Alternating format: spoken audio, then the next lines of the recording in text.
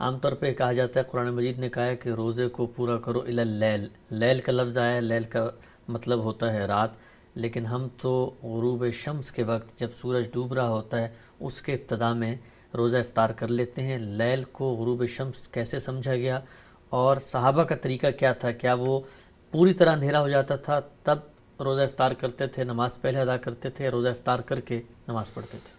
دیکھیے قرآن مجید میں صرف رات نہیں ہے بلکہ الی اللیل کے الفاظ ہیں، رات تک. تو اس کو جب ایک آدمی سنے گا تو ظاہر ہے کہ وہ یہ خیال کرے گا کہ رات تک سے مراد یہی ہے نا کہ دن ختم ہو گیا اور رات شروع ہو گئی. تو رات کی ابتدا مغرب سے ہو جاتی ہے. بعض لوگوں نے یہ خیال کیا کہ مغرب کے وقت رات کی ابتدا تو ہو جاتی ہے لیکن اس پر رات کے لفظ کا اطلاق شاید موضوع نہیں، اس کے لیے کوئی 10 منٹ مزید انتظار کرنا چاہیے. تو یہ فہم کا معاملہ ہے اور اس کا امکان ہے کہ اس پہ یہ اختلاف باقی رہے. میرے نزدیک صحیح مفہوم وہی ہے جو لوگوں نے سمجھا ہے عام طور پر، اور ہمارے ہاں احناف کے ہاں بھی دوسرے فقہا کے ہاں بھی اسی کو قبول کیا گیا ہے. وہی صحیح مفہوم ہے کہ جیسے ہی رات شروع ہوتی ہے یعنی غروب آفتاب ہو جاتا ہے تو ہمیں روزہ کھول لینا چاہیے. لیکن میں دوسری رائے کے معاملے میں کسی شدت کا قائل نہیں ہوں، کیونکہ زبان بیان کے اسالیب کے لحاظ سے ایک احتیاط کا مسلک وہ بھی ہو سکتا ہے، اس سے کوئی فرق واقع نہیں ہوتا. رسالت بآپ صلی اللہ علیہ وسلم اور صحابہ کرام کے معاملے میں یہ بہت مشکل ہے یہ بتانا کہ 5 منٹ کا یا 4 منٹ کا کہیں وقفہ تو نہیں ہوتا تھا. ظاہر ہے کہ اس میں بہت سی تعبیریں استعمال ہوئی ہیں.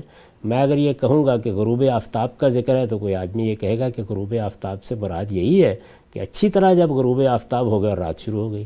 ایک دوسرا آدمی دوسری تعبیر کر دے گا. تو اس میں چونکہ قرآن مجید میں صریح لفظوں میں یہ بات آ گئی ہے کہ رات تک روزہ پورا کرو، تو اس میں جو لوگ یہ سمجھتے ہیں کہ رات تک کا مطلب یہ ہے کہ ذرا مغرب کے 10 منٹ بعد، ان کو خواہ ہدف متعین بنانے کی کوئی ضرورت نہیں ہے.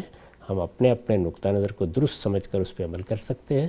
میں نے اپنا نقطہ نظر آپ کو بتا دیا، وہ یہی ہے کہ مغرب کے وقت سے رات شروع ہو جاتی ہے. یہ ہمارا عمومی عرف بھی ہے اور ہم جب بولتے ہیں تو ایسے ہی بولتے ہیں.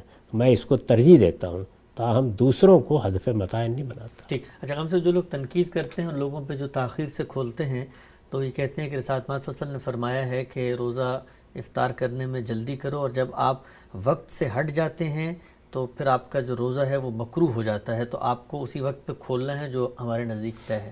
یہ دیکھیے بات یہ ہے کہ یہ اپنی رائے کو بنیاد بنا کر دوسرے پہ تنقید کی جا رہی ہے. اس کے نزدیک روزے کا وقت ہی نہیں ہوا. تو یہ ایسے ہی ہے کہ جیسے کوئی آدمی یہ کہے کہ رسول اللہ نے فرمایا ہے کہ روزہ کھولنے میں جلدی کرو تو ذرا مغرب سے 4 منٹ پہلے ہی کھول لینا چاہیے.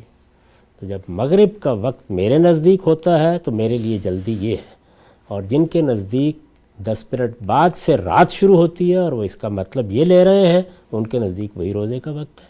تو اس وجہ سے اس طرح کے استدلالات اپنے مقدمے کو سامنے رکھ کے کبھی قائم نہیں کرنے چاہیے. میں نے عرض کر دی ہے کہ قرآن مجید کے جو الفاظ ہیں ان الفاظ سے ایک شخص وہ مطلب بھی لے سکتا ہے.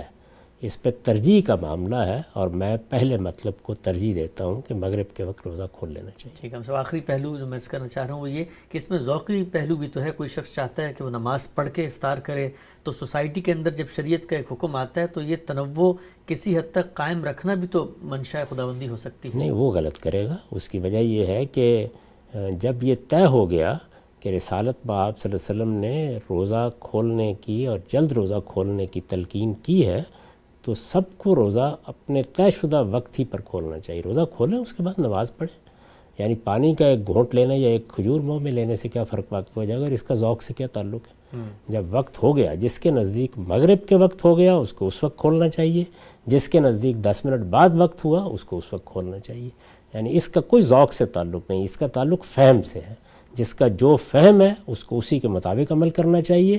اگر اس میں کوئی غلطی ہوگی اس کو بھی اللہ تعالیٰ معاف فرمائے گا. تو نماز پڑھنے سے ہم سب کیا فرق واقع ہو جائے گا؟ نہیں، نماز ضرور پڑھے لیکن روزہ کھول کے پڑھے نا. اگر کھولنے کے بعد روزہ کھولتا ہے پڑھنے کے بعد، اس سے کیا فرق کیا واقع ہے؟ وہ اس ہدایت کی خلاف ورزی ہوگی جو رسول اللہ نے کی. یعنی یہ اصل میں دین میں ایک وقت آ گیا. دیکھیے جس طرح سے جس وقت ہو گیا تو آپ کو روزہ بند کر دینا چاہیے، اسی طرح جب آپ کے نزدیک وقت ہو گیا ہے تو یہ اصل میں اللہ کی طرف سے اعلان ہے پہلے امتثال امر کیجئے، اس کے بعد نماز پڑھیے۔